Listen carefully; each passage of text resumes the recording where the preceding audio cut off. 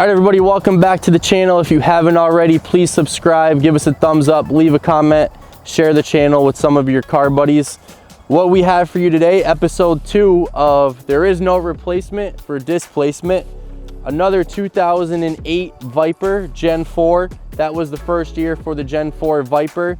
If you guys remember back, Gen 3 started from 03 to 06.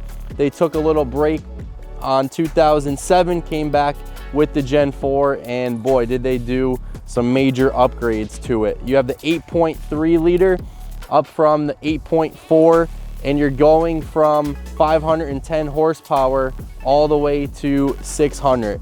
This car is done in blue metallic.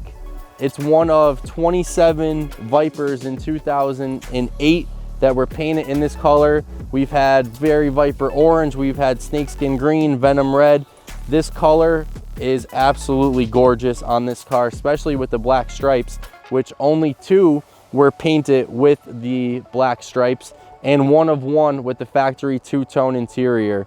We love our Gen 4 Vipers now, you guys know that. We've had a few. We're yet to have a Gen 5. Love the looks on this car. There was a lot of changes that were done from Gen 3 to Gen 4, and we're gonna show you guys what those were today. And it is a completely different car performance-wise than the Gen 3s were.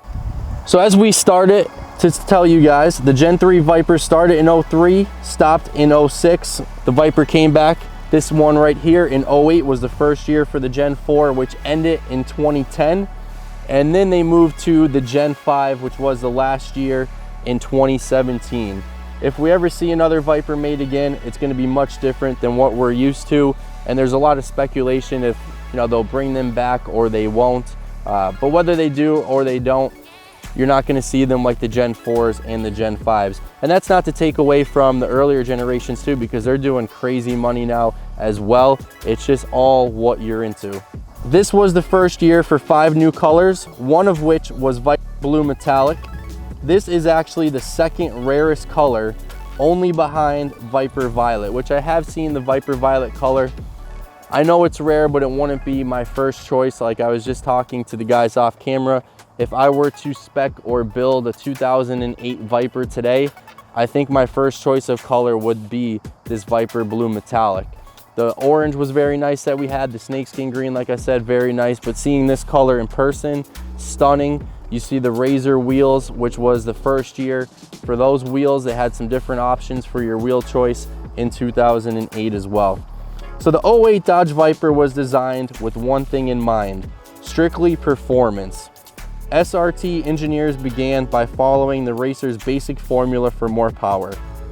Bigger displacement, more efficient breathing, and higher engine speed. And boy, did they deliver on all of those. It is known for the 8.4 liter V10 512 cubic inch engine, making 600 horsepower, as we stated, 90 more than the Gen 3s. Torque jumped from 500 all the way to 560 in the Gen 4s, and it reached a top speed eclipsing 200 miles an hour. 202 was the high water mark.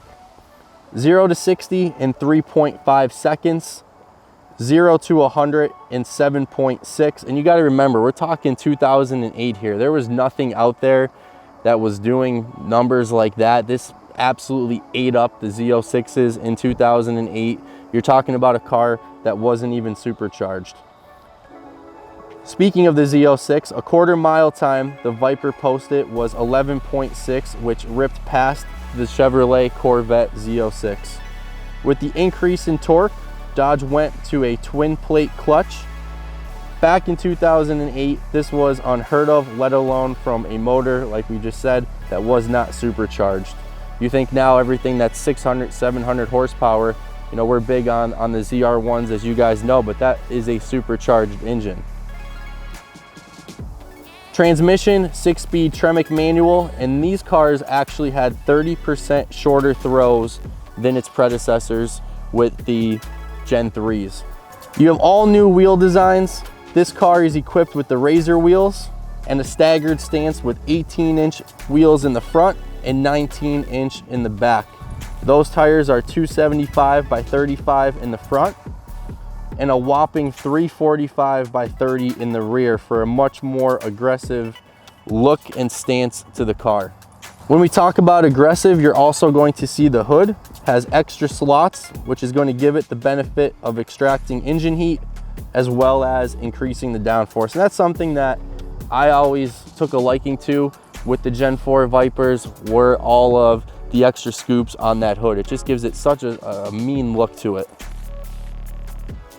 The engine now has a definite step in its power delivery at about 3 grand on the tack, yet it puts the 600 horsepower down amazingly well for a car that doesn't have traction control.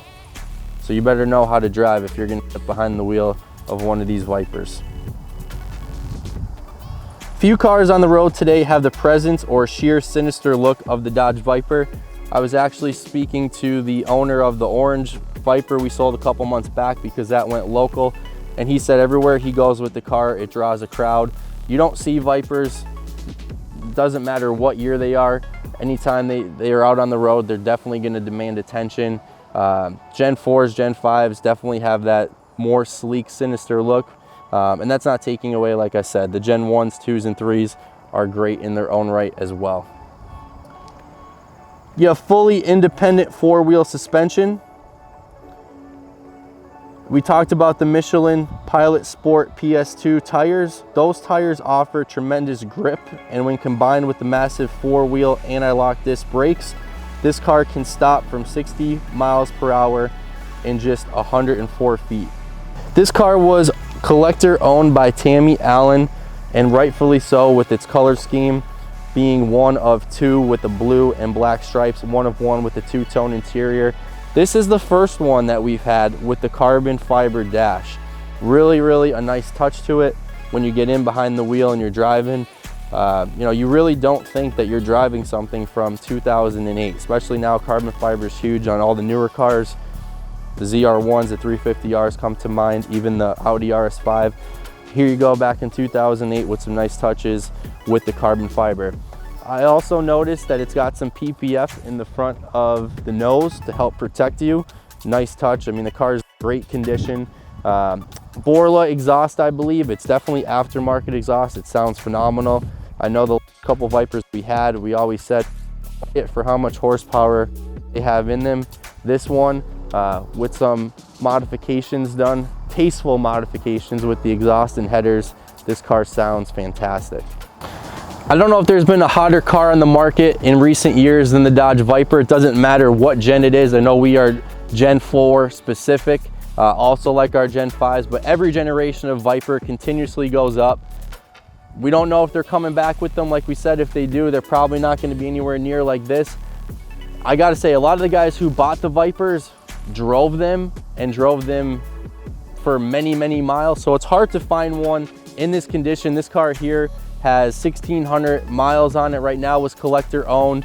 So we've been looking ever since we had the orange one back around Christmas time, and it's become increasingly hard to find any good quality Vipers, low miles, well maintained, like this example, regardless of generation. And the prices have just surged since then. I don't see them coming down because everybody wants a Viper as part of their collection, and this would be a great addition to anybody's collection. The 2008 Dodge Viper SRT delivers die-hard performance enthusiasts a perfect combination of outrageous power, exceptional performance, and stunning good looks. That is a quote from Mike Acr-e, the director of Dodge Motorsports, and boy, was he spot on.